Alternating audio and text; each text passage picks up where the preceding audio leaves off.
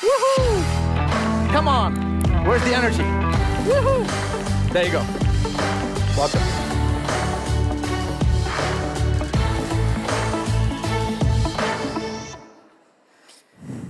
Hello, Helsinki. Really excited to be here, also really nervous to be here, but we are passionate about HR and reshaping and rethinking HR. And today, we are here to talk about technology. Hello from my side as well. We are also here to talk about money. And actually, interestingly, what comes to our backgrounds? We didn't get a very long introduction, but Elina's background is in marketing.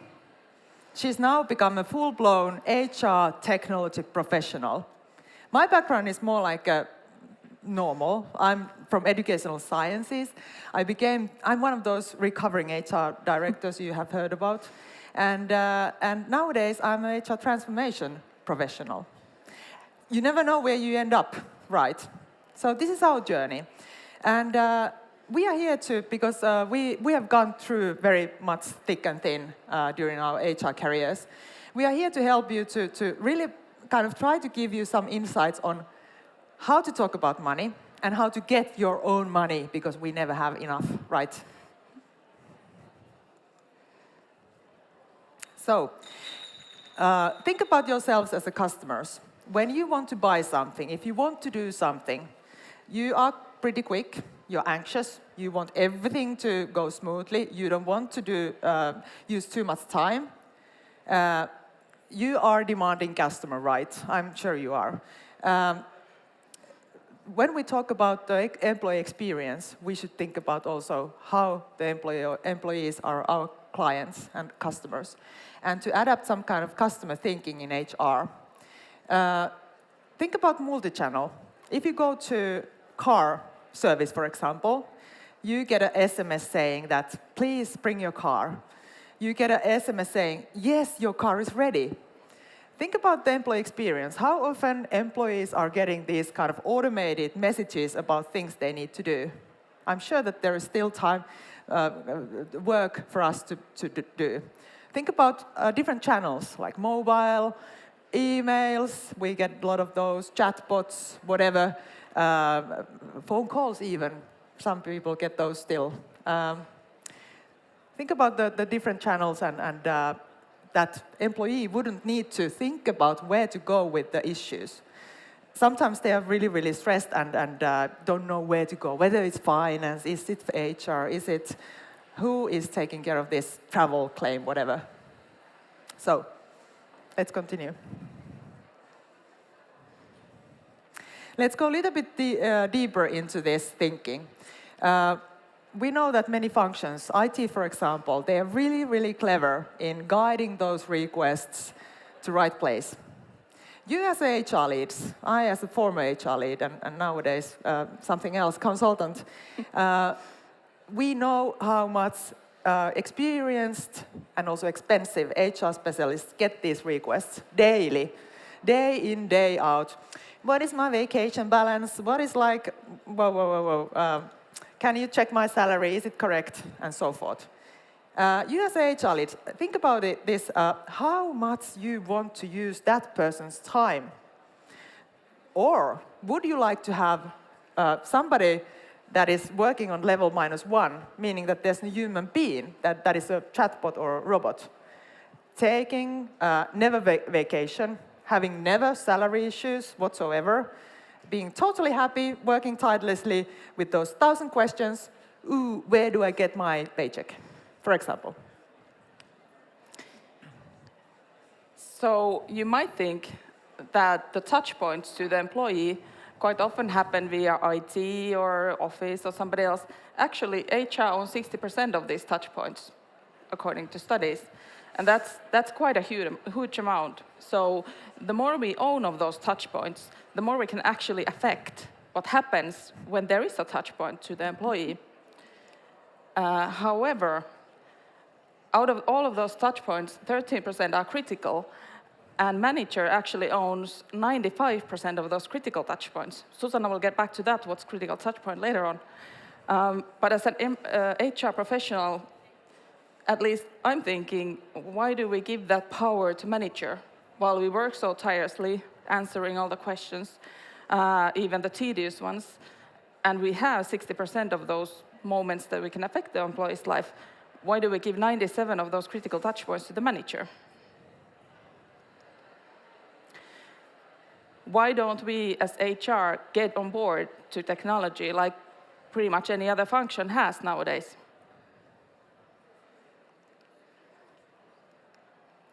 Here is an employee journey or employee experience touch points, if you will. We call these moments that matter and moments that derail. When you go to the new job, I joined Sofigate, for example, in August. I'm pretty new still. We all try to adapt and think about how this thing works, how this thing like new job place works. Another thing that is pretty crucial in everybody's working life, you know who are parents, you know who have kids. Like when this thing hits you, when you apply your first Kela thing, that is really the moment that you will remember. These are the moments that really matter. And these are the moments when employees think about whether this company is worthwhile to stay and whether this company is no, I would like to do something else. Those are the critical touch points. And now we are saying that quite a lot of managers are taking care of these. I'm a huge fan of outsourcing work to managers, I must say that. But still, I've also experienced that not managers, they might not have the capability, they might not have the motivation, or they might not have a time to handle those critical touch points very well. What if we would automate everything that is not critical, like, let's say, vacations or something like that? How would we work then? If we would put our most effort and energy to those critical touch points, not all the touch points.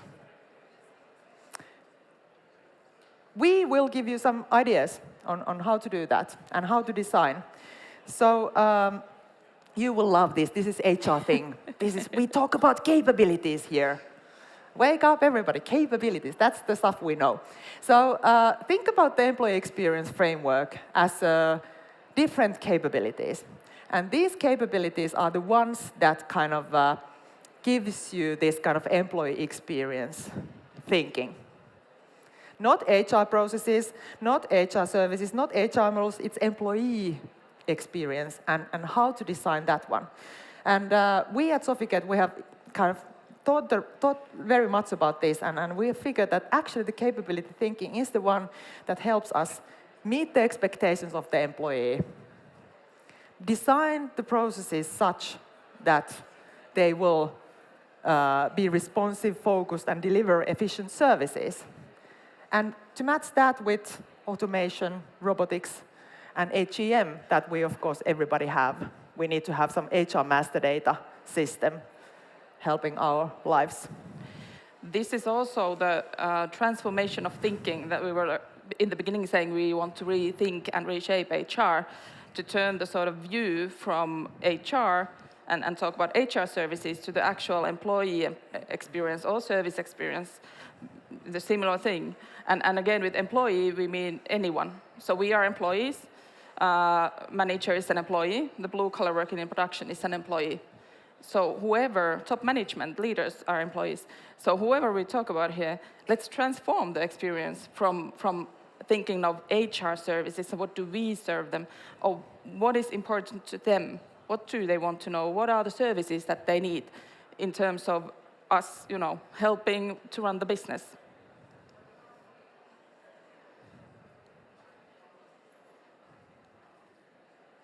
As we know, no change happens without correct mindset.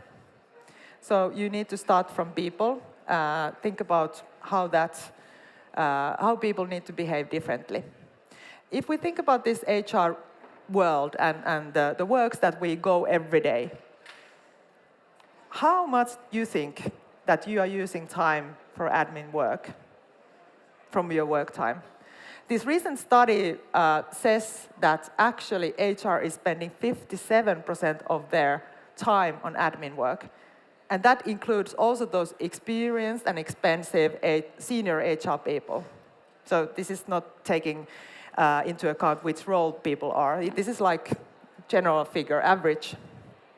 Still, even though we use so much time in this kind of routine admin work that we all love so much, our issue resolution time is not great. It could be 30% faster with the automation. And, well, you know, robots are never making any mistakes. So think about the mistakes that we can do while doing this with this human labor.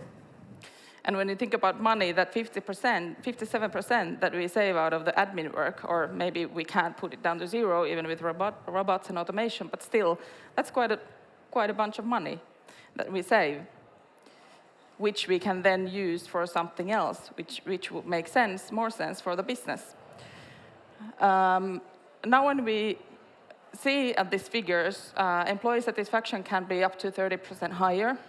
When we reply, or let's say maybe the robot or through automation, we reply to the questions much quicker than we can as people, because we want to sleep sometimes too, hopefully do. We can reduce the workload. We can actually put our time into those moments that matter. For example, the parent or paternal or maternal leave, like Susanna talked about before. We can make that as a very positive experience. Right now, it's more, sign the paper, give back your benefits. Maybe you keep them, maybe you don't. We always argue about that. After maybe 2 years, somebody thinks of ask you, are you coming back someday? Rather than making that a really positive experience, supporting the person, communicating them all the time that they are on the leave, and getting much bigger wins without us having to remember. Okay, Susanna is on maternity leave, I need to send this presentation, a reminder to ask her to come to the summer party. This is the thing that we want to automate and use some artificial intelligence who wants never rest, like discussed, and actually save the money to those important, the critical moments that we have now given to the manager, 90% of those.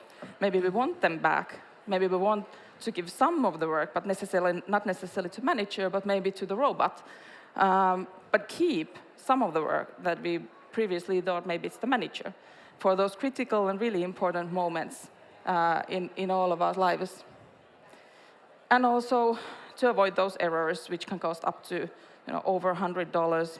And a mistake is a mistake, whether HR does it or the manager does it, or even the employee, but they're typically not here in the process so much.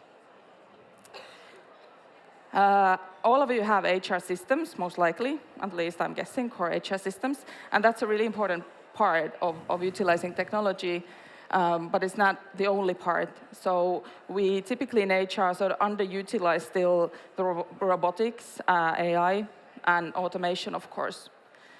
And what we want to emphasize still today is, while we are here to talk about, or hopefully talked about technology and money, at least that was our aim, it's still the transformation that we do. It's still the human touch. It never goes away, and that cannot be given to the robot. But let's give the tedious jobs, let's give the reports, the places where you make mistakes, automate them, and make sure we are there for the important moments and transformation. And maybe finally, let's try and have fun at work too. We're not so nervous anymore, I think. We could continue. Let me finalize by saying that I really have a dream. And being experienced HR person, I really know that this can be done.